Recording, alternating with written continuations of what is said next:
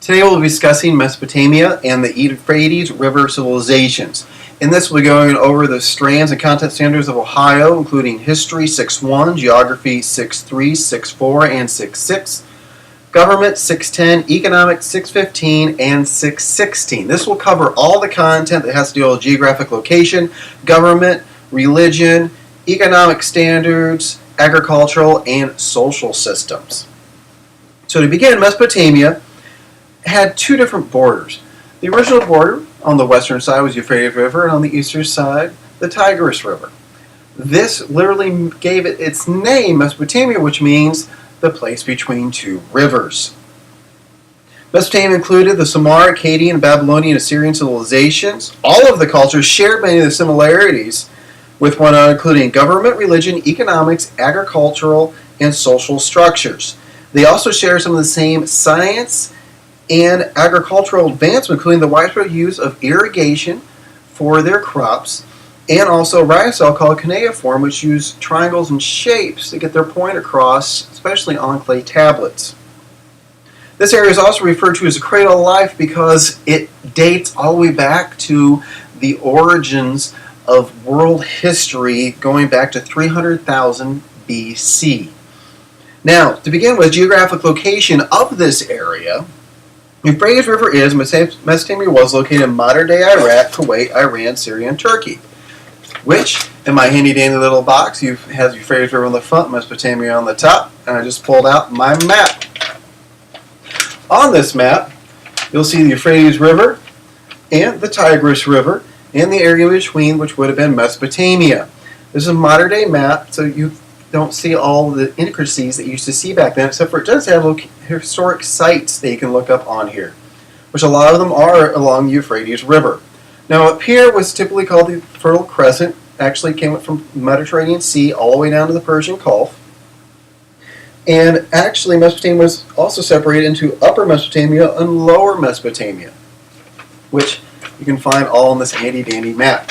Now, moving on from geographic location to government, the kings back then all wore a special robe. They had very nice robes made of very nice cloths. Mesopotamian cultures, all of them, all were monarchies, much like today's British monarchy. However, the monarchies of Mesopotamian cultures were believed to be descendants of the gods. This is very unlike Egyptians, where they actually said that they were gods themselves. Also, like I said, the kings wore robes, fine cloths, instead of crowns, probably because of the very hot temperatures that were located within that area. The Mesopotamian monarchies grew from from ruling a single state city to one ruler ruling many state cities, and then finally ruling one ruler over an entire region. The kings created laws through the decisions of legal presidents. These laws usually pertain to one city-state. Now, the most well-known of these is, of course, the Code of Hammurabi, which had 282 laws, which they all scrolled down on little tablets and stone and metal. Now, moving on from there, we're going to go to religion. Religions actually have these special structures called ziggurats. Ziggurats were these rectangular structures that had several different layers that only the priests would be allowed to go into, but people will still come to and live around to worship. These were usually the center of the city-states. Now, within these, again, these were the places of worship. The ziggurat was built to be very specific to the region and their local religions. It was actually a polytheistic place of all of Mesopotamia because they worshipped several different gods, and different places would actually worship different gods, and maybe even a different set of gods. Not only would the people worship several gods, but they would actually worship different gods, again, depending on location. Going from religion, we're going to go into the economic systems, which was very different than what we see today. It went into a barter system where if you wanted a certain thing, you would trade it to get it. This is symbolized in my handy-dandy box by my wonderful little purse, my pouch. Inside this, one of the things that you wouldn't see a lot of is actually they would sell different types of grain. Farmers would take their grain to market and actually barter and trade for different things they wanted.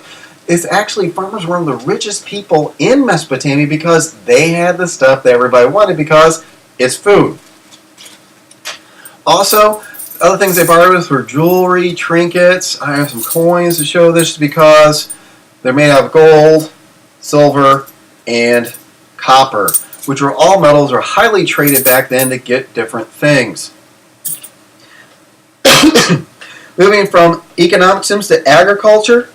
For this, in my handy dandy box, I have, of course, a farmer and his cattle. Again, farmers were one of the richest people in Mesopotamia because they had everything everybody wanted because they had the stuff to survive. Euphrates River is one of the two rivers that helped create the Fertile Crescent. The Fertile Crescent extended from modern-day Turkey through Iraq and Syria and finally ending in Israel. This is what gave this area a lot of its farming capability. Farming was not only a job but a way of life. Farmers grew the food, but they also had the most sought after items for trade. And the earliest crops were wheat, barley, various legumes, grapes, melons, dates, pistachios, and almonds.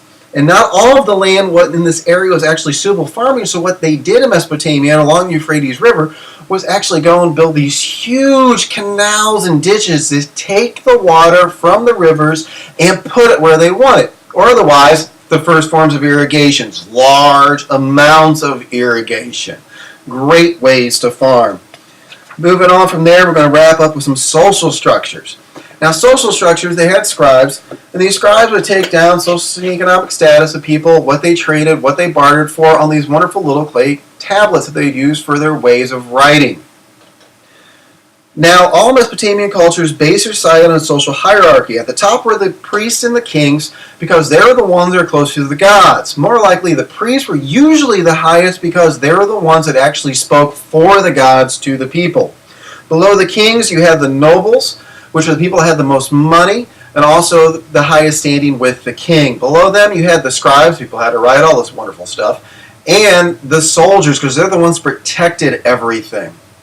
Below them, you had the farmers, crops, merchants, traders, and craftsmen because they were the people that were free and able to do all this work and able to help prosper their area, their city-state. And finally, at the bottom, we had slaves, which were all the people that were either in debt, imprisoned, or captured during wars or other uprisings. So, as you can see, many interesting things about the Mesopotamian culture and everything around the Euphrates River. Thank you for your time, and I hope you learned at least one thing. Have a great night.